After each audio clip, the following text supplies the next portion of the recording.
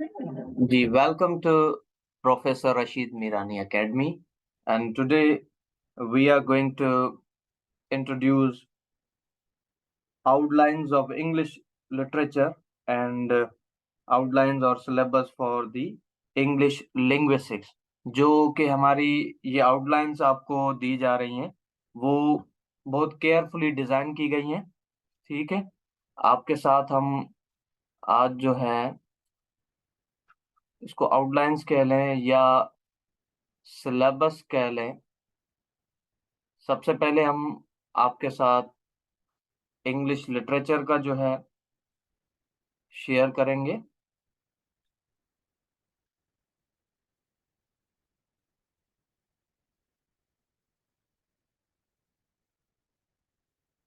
ठीक है, तो इंग्लिश लिटरेचर में सबसे पहले हमने चीज रखी है कि जो इंग्लिश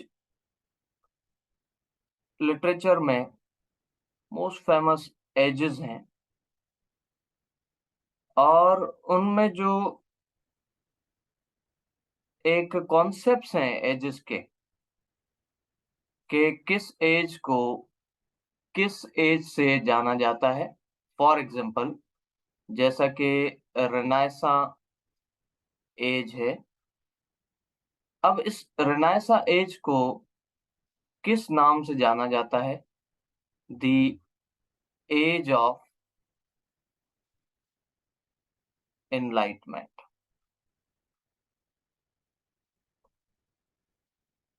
अब एज ऑफ एनलाइटमेंट इसको क्यों कहा जाता है? क्योंकि ये ऐसी एज थी इंग्लिश पीरियड की जिसमें बहुत सारी डिस्कवरीज हुई हैं। ठीक है, डिस्कवरीज हुई हैं।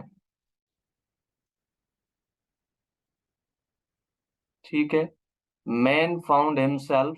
ठीक है, तो ये कॉन्सेप्ट था ह्यूमनिज्म का, ये पेट्रार्क ने दिया था। ठीक है, इटालियन पोएट थे। और इसके साथ जो है आगे हम जैसे कि देखेंगे अपने फेमस राइटर्स भी थे। ठीक है ना, जैसा कि शेक्सपियर था। शेक्सपियर के जो फेमस वर्क है हेमलेट, हेमलेट के हवाले से जो है, ठीक है ना, हेमलेट जो है वो शेक्सपियर ने लिखा था। ठीक है, उसमें कौन सा क्वेश्चन किया गया था कि जो हेमलेट में सोलोलकीज हैं, ठीक है ना, सोलोलकीज हैं, उनके नंबर ऑफ कितने हैं? सोलोलकीज कितनी है? तो 7 है। ठीक है जी, तो इससे रिलेटेड जो और क्वेश्चंस बनते हैं वो उसमें हम आगे डिस्कस करेंगे। यहाँ पे आते हैं, प्योरिटन एज है। ठीक है, उसके अलावा है रेस्टोरेशन एज।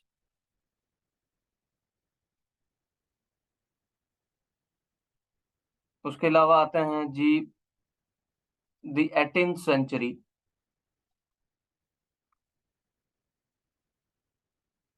अब 18th सेंचुरी में से जो है ना बहुत सारे क्वेश्चन आए थे इस मर्तबा, जो इंग्लिश लेक्चरशिप की टेस्ट हुई थी। अब 18 कौन सा एक सवाल आया था 18th सेंचुरी में, जैसे कि 18th सेंचुरी को किस नाम से जाना जाता है? ठीक है, तो ये यहाँ पे ये है कि एज ऑफ रीजन के नाम से जाना जाता है। क्योंकि क्यों इसको एज ऑफ रीजन जाना जाता है या पहचाना जाता है, या it is well known by age of reason?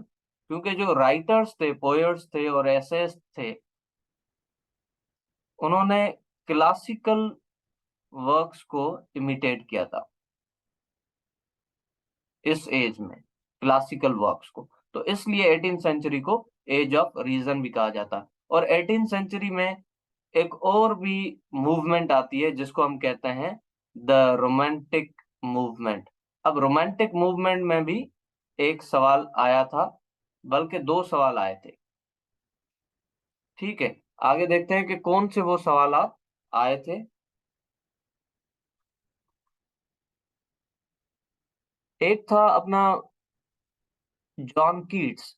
ठीक है, तो जॉन कीट्स के हवाले से एक क्वेश्चन आया था जो कि रोमांटिक एज का जो है वो परफेक्ट पोएट माना जाता है। रोमांटिक एज का परफेक्ट पोएट माना जाता है।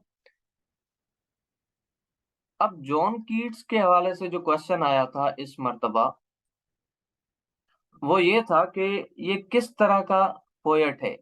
ठीक है, तो ये जो पोएट है, सेंससनेस को ज्यादा इसने अप्रिशिएट किया है। ही अप्रिशिएटेड और यूज्ड सेंसियसनेस।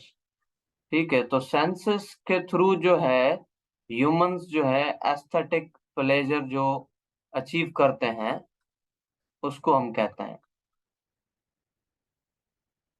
ठीक है, तो ये जॉन कीट्स जो है रोमांटिक मूवमेंट में ये क्वेश्चन आए थे। उसके अलावा रोमांटिक मूवमेंट में ही जो है नॉवेलिस्ट में से जो क्वेश्चन आया था वो ये था कि जो जेन ऑस्टिन का जो वर्क है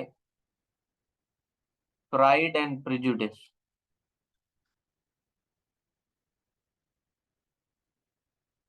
ये किस तरह का वर्क है, किस तरह का नॉवेल है।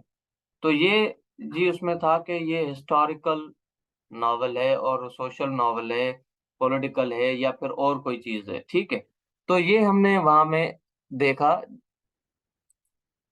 तो ये जो क्वेश्चंस या इस तरीके के हिस्ट्री ऑफ इंग्लिश लिटरेचर में जो चीजें आएंगी या प्रिपरेशन हम करवाएंगे आगे चल के, ठीक है ना, तो ये आपको पता होना चाहिए कि हिस्ट्री, इंग्लिश हिस्ट्री जो है या इंग्लिश जो वर्क्स हैं, ऑथर्स हैं, ठीक है, उनको हम डिस्कस करेंगे।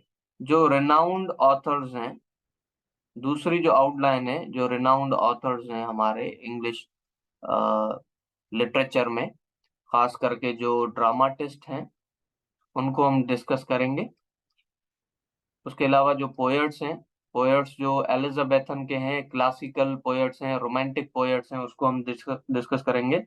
और लास्ट जो है वो नॉवलिस्ट हैं, जो फेमस नॉवलिस्ट हैं उनका जो फेमस नॉवल है उसको हम डिस्कस करेंगे। ये थी दूसरी आउटलाइन हमारी जो इंग्लिश लिटरेचर में जो है हम डिस्कस करेंगे। तीसरी आउटलाइन ये है कि जो ट्रेंड्स हैं या फिर जो मूवमेंट्स हैं,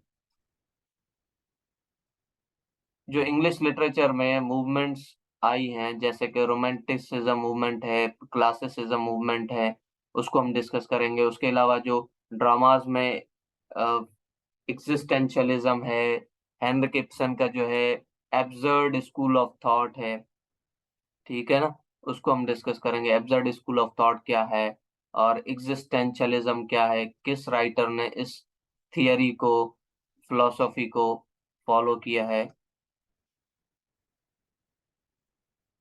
जैसा कि मूवमेंट में मेटाफिजिकल स्कूल ऑफ पोइट्री है, जॉर्जियन पोइट्री है, विक्टोरियन पोइट्री है, उसको हम डिस्कस करेंगे। जो मॉडर्न नॉवलिस्ट हैं और ड्रामाटिस्ट हैं उसको हम डिस्कस करेंगे। उसके बाद हम डिस्कस करेंगे लिटरेरी टर्म्स हो गई, और उसके अलावा जो most famous figures of speech हैं उसको हम एक्सप्लेन करेंगे विद एग्जांपल्स, ताकि आपको इजीली वो समझ में आ जाए। डेफिनेशंस भी हम उसकी देंगे। उसके अलावा आपको इजीली बायलिंगुअली जो है हम उनको चलाएंगे। डेफिनेशंस और एग्जांपल्स भी हम देंगे, जैसा कि इस मर्तबा इंग्लिश लिटरेचर के में क्वेश्चन आया था कि एलिट्रेशन के हवाले से क्वेश्चन आया था, ठीक है, या फिर पर्सोनिफिकेशन थी, ठीक है। तो ये आपको पता होनी चाहिए कि कौन सी टर्म जो है किस राइटर ने ज्यादा इस्तेमाल की है, फिगर ऑफ स्पीच किस राइटर ने किस वर्क में इस्तेमाल की है। तो इसको हम इजीली सारी जितनी भी हैं, मेरे ख्याल से 15 से 16 है फिगर्स ऑफ स्पीच, उनको हम डिस्कस करेंगे। लिटरेरी टर्म्स भी डिस्कस करेंगे। फिफ्थ है, हम जो है जैसा कि ये चीजें हमने केयरफुली डिजाइन की हैं आपके इस सब्जेक्ट स्पेशलिस्ट के पेपर के हवाले से, इंग्लिश जो है ना, तो उसमें हम हर वीक में जो है जो चीज पढ़ाएंगे तो उसका हम वीकली टेस्ट लेंगे, ठीक है। सबसे पहले आपको तो जो है मटेरियल भी प्रोवाइड किया जाएगा इस लिटरेचर का, और उसके अलावा जो वीकली टेस्ट होंगी वो भी आपसे टेस्ट कंडक्ट की जाएगी। और उसके अलावा जो है आपकी इस वीकली टेस्ट से आपकी अंडरस्टैंडिंग जो भी हम टॉपिक्स पढ़ेंगे वो इजीली हो जाएंगी।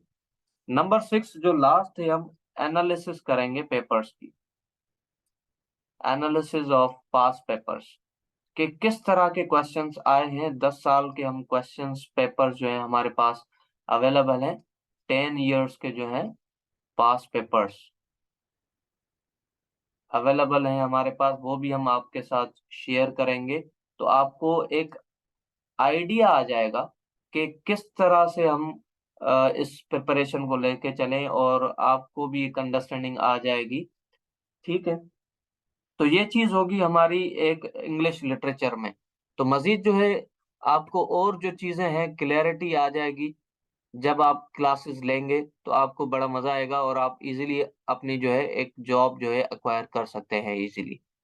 जी, अब हम आते हैं जो इंग्लिश लिंग्विस्टिक्स के आउटलाइंस डिस्कस करेंगे आपके साथ।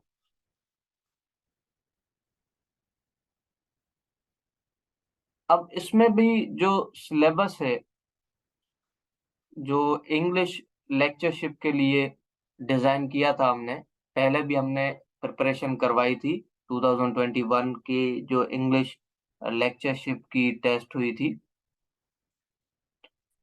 ठीक है, तो उसमें भी जो चीजें हमने डिजाइन की थी उसमें भी तकरीबन यही सवालात आए थे। तो उससे मजीद हमने और चीजें भी कलेक्ट की हैं। बुक, डिफरेंट बुक्स हैं मॉडर्न, जो डिफरेंट ऑथर्स हैं, खास करके अमेरिकन जो लिंग्विस्ट हैं, उनके बुक्स में से हमने ये चीजें निकाली हैं ताकि आपको आसानी से एक अच्छी प्रिपरेशन हो जाए। ठीक है ना। तो सबसे पहले हम डिस्कस करेंगे कि जो मोस्ट बेसिक कॉन्सेप्ट्स हैं इंग्लिश लिंग्विस्टिक्स के, मोस्ट बेसिक कॉन्सेप्ट्स। ठीक है, जैसा कि हो गया कि डिस्क्रिप्टिव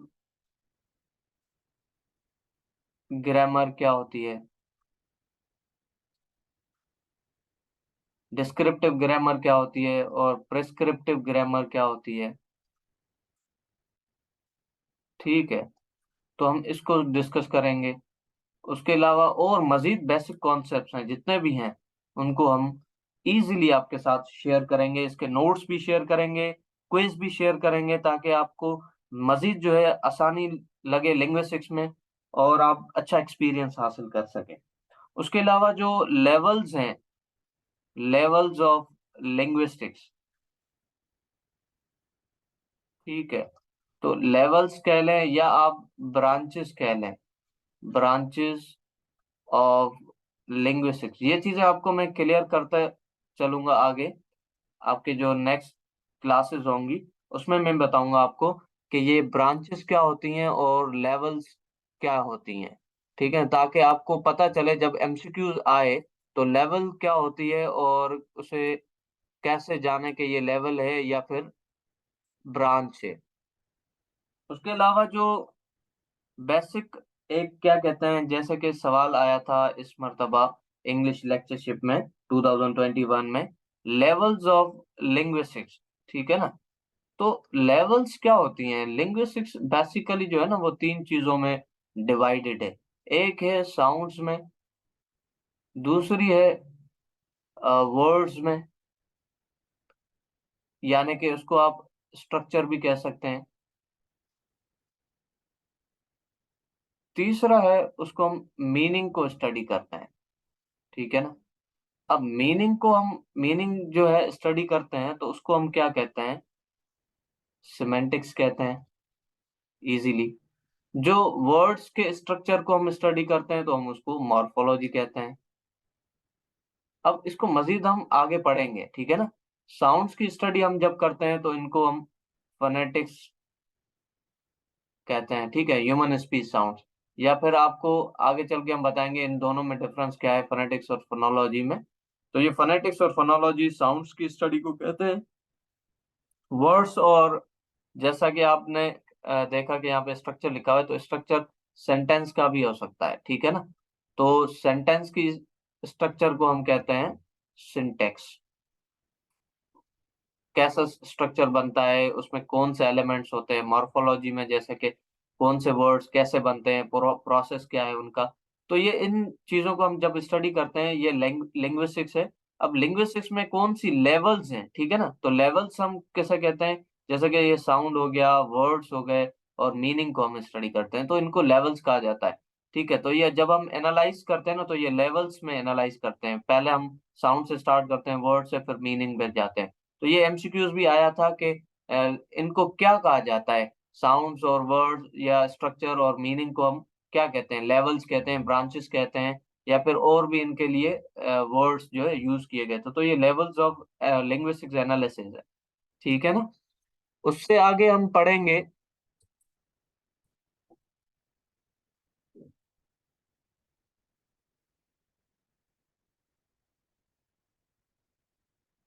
जो मोस्ट फेमस लिंग्विस्ट हैं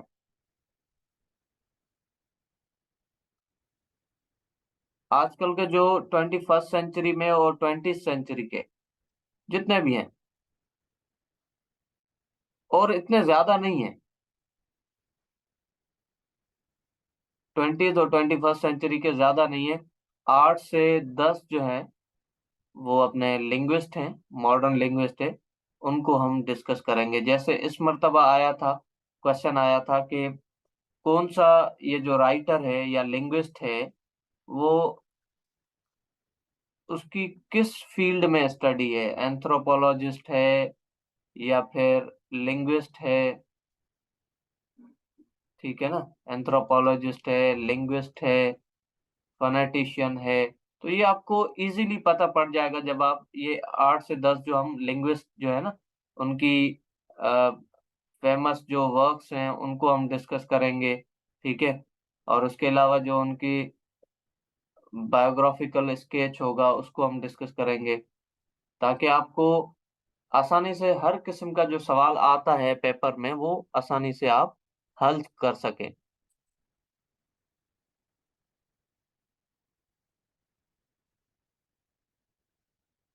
लास्ट में हम आपके साथ क्या, लिंग्विस्टिक्स के जितने भी बेसिक टर्म्स हैं, बेसिक कॉन्सेप्ट्स हैं, और जो फेमस लिंग्विस्ट हैं हम पढ़ेंगे, लेवल्स पढ़ेंगे, उनके हम वीकली टेस्ट लेंगे आपसे। एमसीक्यूज बेस्ड टेस्ट लेंगे, जिसमें आपके जितने भी कॉन्सेप्ट्स हैं, ऑल कॉन्सेप्ट्स जो हैं, कॉन्सेप्ट्स हैं या फिर टर्म्स हैं या लिंग्विस्ट हैं जितने भी, वो इसमें आपके क्लियर हो जाएंगे, ठीक है ना। आप सक्सेसफुली उनको सॉल्व कर पाएंगे, ठीक है। तो उसके अलावा जो लास्ट चीज होगी वो ये है कि हम एनालिसिस करवाएंगे आपको ऑफ पास पेपर्स, कि किस तरह का क्वेश्चन आया है और किस तरह के क्वेश्चंस में से क्या चीज पूछी जा रही है, ठीक है ना, ताकि आप आसानी से उन पेपर्स को सॉल्व कर सकें। लिंग्विस्टिक्स के जितने भी बेसिक आइडियाज हैं, ठीक है, उनके हम आपके साथ नोट्स शेयर करेंगे। जितने भी होंगे नोट्स आपके साथ हम शेयर करेंगे, ताकि आप मैक्सिमम जो है स्कोर अचीव कर सकें। मैक्सिमम स्कोर, हमारा यही पर्पज है कि आप मैक्सिमम स्कोर टेस्ट में लें, सब्जेक्ट स्पेशलिस्ट में, ताकि आप जो है अपनी जॉब सिक्योर कर सकें। तो आज के लिए इतना ही काफी। और मजीद इन चीजों के हवाले से जानने के लिए आप अगर क्लासेस लेंगे, रेगुलर क्लासेस लेंगे, तो आपको इन सारी चीजों का कॉन्सेप्ट आ जाएगा, और आप खुद महसूस करेंगे कि क्या चीजें आपने सीखी हैं। तो आज के लिए इतना ही काफी। That's all, thank you very much.